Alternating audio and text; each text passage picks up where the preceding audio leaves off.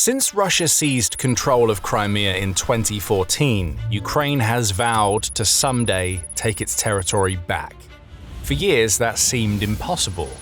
Russia's grip on the area was simply too strong, and when Moscow launched its full-scale invasion of Ukraine in 2022, Kyiv was forced to focus its efforts elsewhere to avoid other regions falling under the Kremlin's control. Now things have changed. Ukraine has turned the tide of this war. It's gaining momentum at a rapid rate.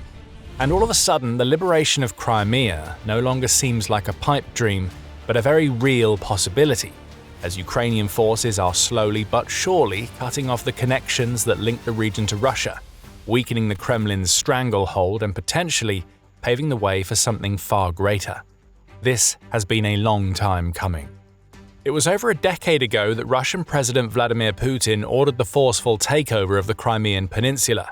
He argued that it was what the people wanted, and that Crimea had always been and should always remain Russian. Many people within the region and elsewhere across Ukraine strongly disagreed, but Putin's operation was planned and executed surprisingly well, leaving Kyiv with little option but to begrudgingly accept the new state of play. When the full-scale invasion began years later in 2022, Russia leveraged its control of Crimea. It funneled troops, air defenses, bombers, and more into the region, using them to carry out relentless attacks on Ukraine's southern regions. The peninsula was effectively transformed into a military launch pad, and it proved crucial in the early days when the Kremlin's forces were making rapid gains in places like Kherson and Zaporizhia. Ukraine realized this and actively began targeting Crimea as and when it had the opportunity to do so. We saw attacks on the Black Sea Fleet in the Crimean port city of Sevastopol, for example, as well as strikes on the Kerch Bridge, which directly links the peninsula to the Russian mainland. But those attacks were often sporadic, and it was difficult for Ukraine to actually build or maintain any sort of sustained pressure on the area. Thus, even when it suffered damage or losses in the region, Russia often had time to recover, repair, and replenish its forces there, and it was able to make use of several key supply routes to do so. It used the bridge itself, of course, but also relied on railway ferries to transport important cargo and supplies across the strait. The Kremlin's forces also established land corridors and rail routes leading from Russian regions through the occupied territories and into Crimea. With these options at its disposal, the Russian army was, for years, able to maintain a sizable presence on the peninsula. Even when supplies started to run low or Ukrainian drone and missile strikes occurred, it never took too long to get more manpower, munitions, and other resources into the region. Today, the situation is completely different. Regarding the bridge, for example, Russia's commanders are now believed to be extremely reluctant to rely on it for transporting troops or military equipment. This is mostly due to the fact that Ukraine has orchestrated numerous successful strikes on the structure over the years, including a massive explosion in October 2022 that saw several parts of the road collapse, another set of explosions in July 2023, an attempted missile strike in August 2023, and an underwater explosive attack in June 2025. Even though there haven't been any documented explosions or fires since then, the bridge is in a near-constant state of red alert, as Ukrainian drones and missiles could come over the horizon and send entire chunks of the structure into the sea at any time. Indeed, as recently as May 16th, traffic across the bridge had to be suspended for security reasons for a period of 11 hours before normal service resumed. The closure caused lengthy delays for a dozen trains, and this sort of thing is happening quite often nowadays.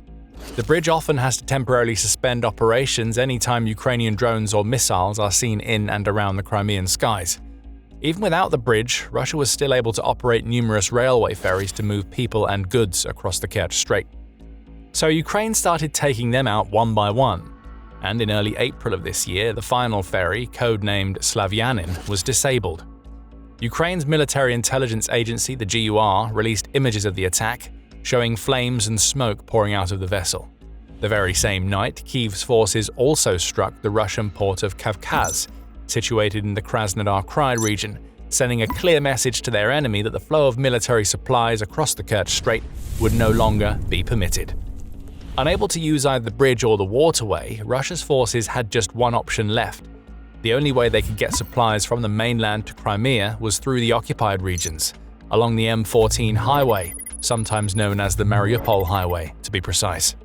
This highway stretches across southern Ukraine, linking Odessa in the west to the edge of the Donetsk region and the Russian border in the east, passing through the big cities of Kherson and Mariupol along the way. Since Russia controls a large part of the Donetsk region, it was effectively able to seize control of this highway and use it for its own ends. It could send the likes of tanks, infantry fighting vehicles, and troop carriers along the M14, passing through occupied Mariupol and onwards, eventually turning off the highway and heading south across the regional border into Crimea. For years, it worked. The highway was regularly full of Russian vehicles, soldiers, and supplies on their way to the peninsula, and there was very little that Ukraine could do about it, as the road itself was quite far from the front lines and reasonably well defended. Ukraine's drones couldn't quite fly far enough to hit the highway consistently, and its forces had to prioritize other locations and more important targets. But in 2026, it's a very different story. Now Ukraine hasn't merely learned the art of drone warfare, it's mastered it. It has bigger, better, and more impactful unmanned aerial vehicles, UAVs, than ever before, with the capacity to travel further and hit harder than their more primitive predecessors. And Ukraine is using those drones to remarkable effect, turning the M14 into a veritable highway to hell for the Russians. This has all happened incredibly quickly. On May 11th, Russia's military bloggers and propagandists suddenly started to sound the alarms, sharing reports that Ukrainian drones had at last been spotted along the highway and were now capable of traveling the 160 to 200 kilometers or 100 to 124 miles necessary to cross the front lines and reach this vital artery of the Kremlin supply network. In the days that followed, those same bloggers began frantically sharing videos and images of burnt-out vehicles and fires along the side of the highway, with brutal results of Ukrainian UAV strikes in the area. One of those bloggers, Alexei Zhivov, called the attacks an extremely alarming signal before going on to say, "The enemy has begun reaching the key logistics artery, using long-range drones enhanced with Starlink satellite technology to help them take out targets miles from the front." Another blogger, Vladimir Romanov, said the Mariupol-Berdyansk section of the road was no longer a rear area road, suggesting that the highway was becoming an increasingly dangerous place as he shared footage of a burning fuel tanker beside the road. Ukraine, meanwhile, also shared reports and footage of successful drone strikes in the area. To be more precise, the Azov Brigade wrote on Telegram that Ukrainian drones were now capable of patrolling roads and striking targets at depths of up to 160 kilometers behind the lines of combat, issuing a stark warning to enemies in the area. The First Corps of the Azov naval base continues to create a sanitary zone for Russian logistics. The depth of strikes will increase, and Ukraine has kept its promise. In the days since those initial reports broke, the M14 has become one of the most dangerous locations in all of the occupied territories for Russian soldiers and military vehicles. Nowhere is safe, as Ukrainian drones are never too far away. Armed with enough explosives to take out the likes of tanks and infantry vehicles, these kamikaze UAVs have no trouble at all eliminating simple transport trucks and personnel carriers. With every passing day, the highway looks more like a frontline kill zone than a secure supply line, with one Russian blogger, Maxim Kalashnikov, even comparing it to the battlefields of Afghanistan. The land route to Crimea increasingly resembles the roads in Afghanistan in the 1980s. The remains of destroyed vehicles are scattered along the sides of the roads. The enemy is disrupting the supply with drones. This is seriously bad news for Russia, and it's only going to get worse. Before we explain how and why, if this is the kind of insight you want more of, make sure you are subscribed to The Military Show. We break it down like this every single week.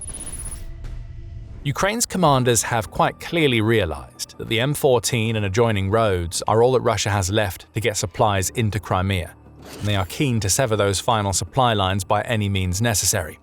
Local residents are reporting that the Mariupol Highway is quite literally burning and becoming impossible for military equipment to traverse safely.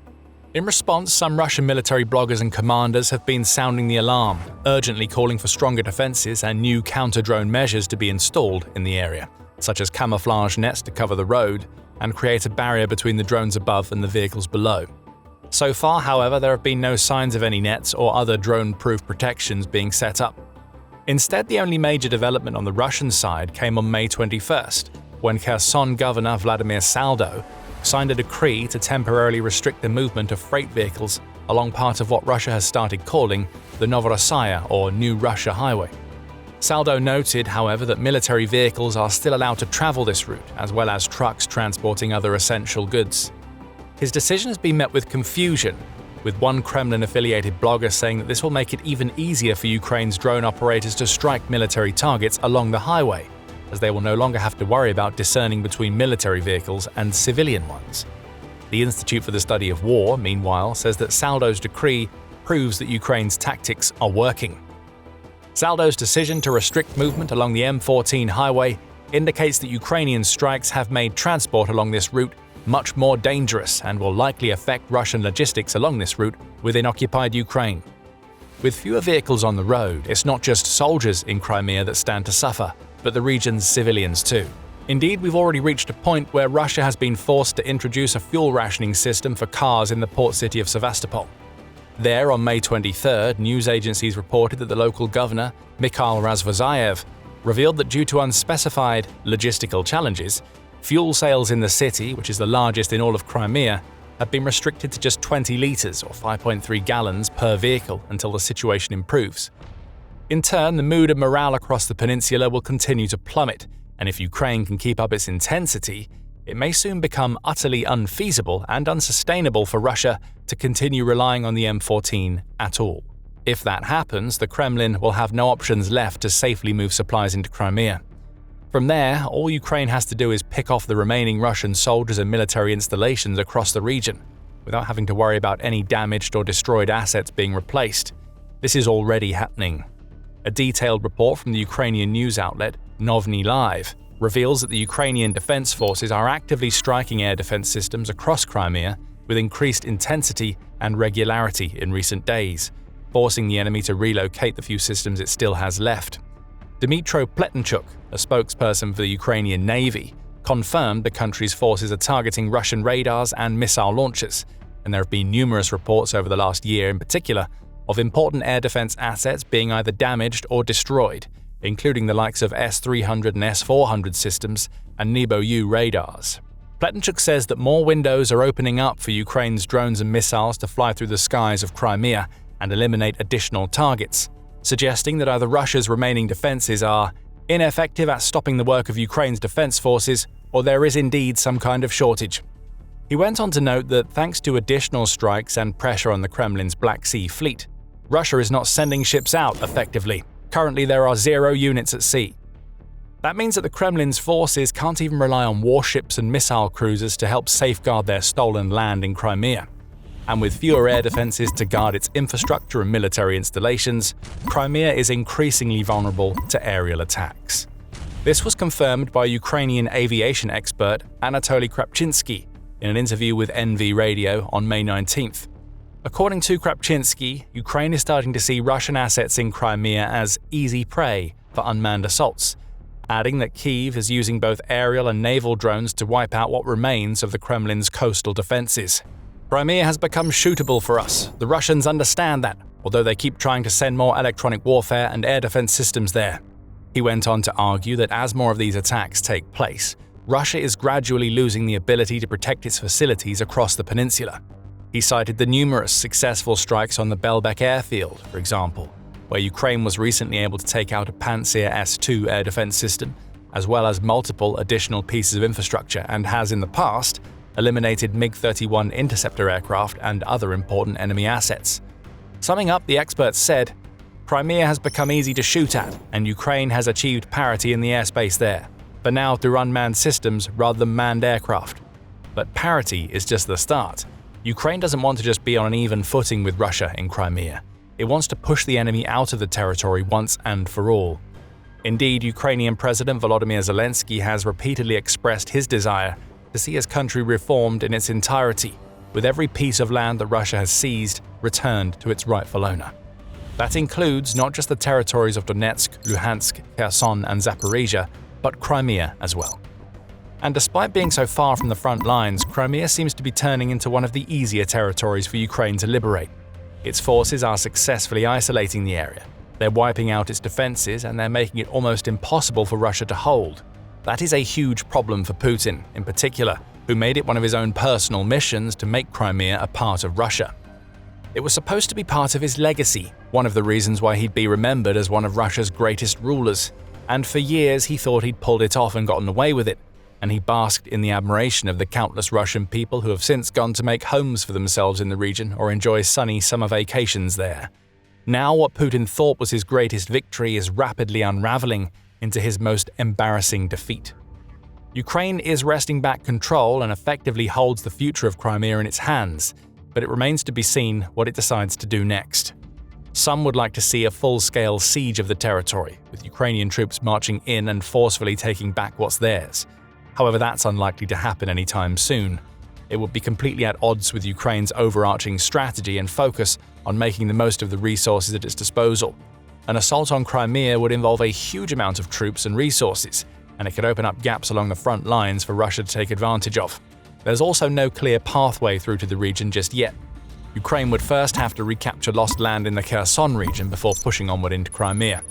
Instead, what we're more likely to see is a continuous and increasingly intense aerial assault of the region.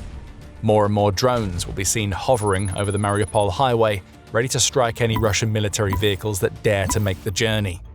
It may soon become utterly impossible for Putin's forces to rely on this road, plunging the region into further chaos as the flow of fuel, food, and munitions slows to a crawl. In the meantime, Ukraine's drones and missiles will likely continue to take out military assets across the peninsula, undermining the Kremlin's control and proving to the people living there that even the seemingly mighty Russian army isn't able to protect them after all. And it's not just in Crimea that Ukraine is making some big moves. You can learn more about how the country's forces are rapidly gaining momentum and turning the tide all along the front lines in this video. Alternatively, check out this video to see how Putin is also facing a potentially regime-ending loss of control over Russia's Far East regions, with China and North Korea moving in for the kill.